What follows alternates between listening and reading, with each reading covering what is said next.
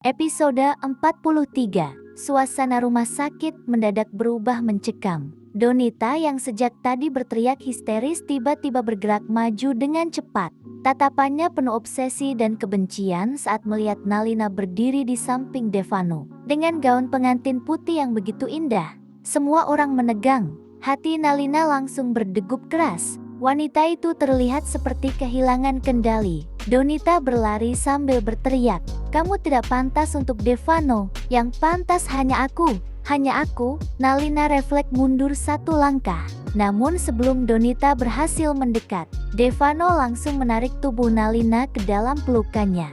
Pria itu memeluk Nalina erat sekali, sangat erat, seolah takut wanita itu terluka bahkan hanya setitik goresan. Nalina bisa merasakan jantung Devano berdetak sangat kencang. Sedangkan para bodyguard Devano bergerak secepat kilat. Asisten Devano langsung memberi kode tegas, "Tangkap dia."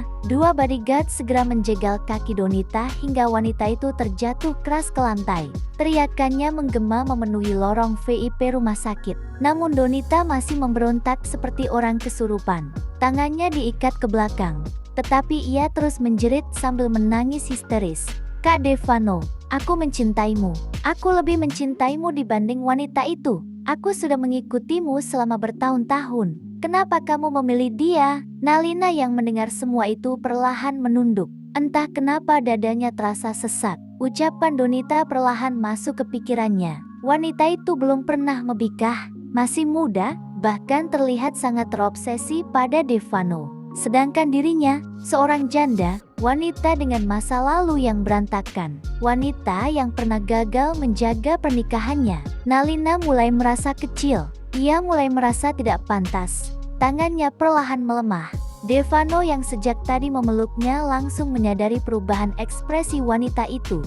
Pria itu segera menggenggam tangan Nalina erat, sangat erat. Lalu Devano menatap mata Nalina dalam-dalam. Tatapan yang penuh keyakinan, "Hanya kamulah yang pantas untukku." Suara Devano terdengar rendah namun sangat tegas. "Tidak ada wanita lain selain dirimu. Tidak akan pernah ada. Aku sudah menunggumu sejak 20 tahun lalu. Jangan buat aku menunggu lebih lama lagi." Tatapan Devano terlihat memohon. Bukan memohon agar dicintai, tetapi memohon agar Nalina percaya padanya. Dan saat itu, hati Nalina benar-benar runtuh. Ia sadar, tak ada pria lain yang pernah mencintainya sebesar ini. Tak ada pria lain yang selalu melindunginya seperti Devano. Tak ada pria lain yang menjadikannya pusat dunia selain pria di hadapannya ini. Perlahan Nalina menggenggam balik tangan Devano. Lalu ia mengangguk pelan. Air matanya jatuh. Namun kali ini bukan karena luka, melainkan karena akhirnya ia merasa dicintai dengan begitu tulus. Devano tersenyum lega. Senyum yang sejak tadi ia tahan. Papa Leo langsung memberi isyarat agar akad segera dimulai sebelum ada drama lain lagi.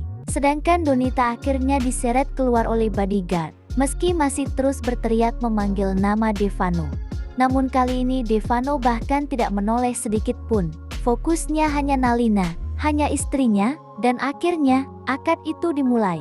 Ruangan VIP rumah sakit berubah begitu hangat dan haru. Semua orang menahan napas saat ijab kabul berlangsung. Hingga akhirnya Devano mengucapkan kalimat akad itu dengan suara tegas dan mantap. Sah. Seketika ruangan dipenuhi tangis haru. Mama Rani langsung menangis sambil memeluk Papa Leo. Orang tua Nalina ikut berkaca-kaca melihat putri mereka. Akhirnya menemukan pria yang benar-benar mencintainya. Sedangkan Devano, pria itu menatap Nalina lama sekali. Seolah masih tidak percaya, wanita yang ia cintai sejak kecil kini benar-benar menjadi istrinya. Nalina tersenyum sambil menangis. Dan untuk pertama kalinya, ia merasa benar-benar menikah. Bukan sekadar status, bukan sekadar pelarian cinta, tetapi pernikahan yang dipenuhi ketulusan. Setelah semuanya selesai, dokter sebenarnya melarang Devano pulang karena kondisinya masih harus dipantau. Namun Devano keras kepala. Ia bersikeras ingin rawat jalan di rumah. "Aku mau dirawat istriku sendiri." Kalimat itu membuat semua orang tertawa meski geleng-geleng kepala. Sepanjang perjalanan pulang menuju kediaman Mahendra, Devano terus menggenggam tangan Nalina tanpa mau melepaskannya sedikit pun. Sesekali pria itu mencium pipi istrinya. Nalina yang biasanya malu kini hanya tersenyum pasrah.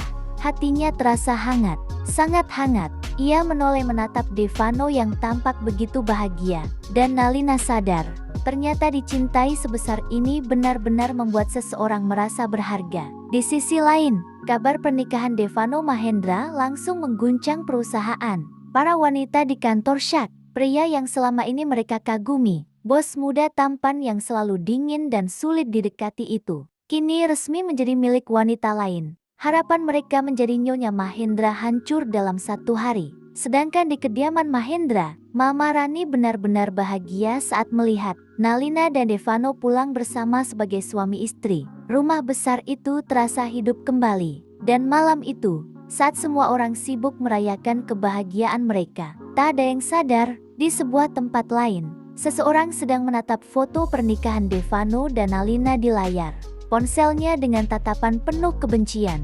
Orang itu tersenyum tipis, lalu berbisik pelan, "Kalau aku tidak bisa memiliki Devano, maka tidak akan ada yang bisa hidup bahagia bersamanya." Bersambung.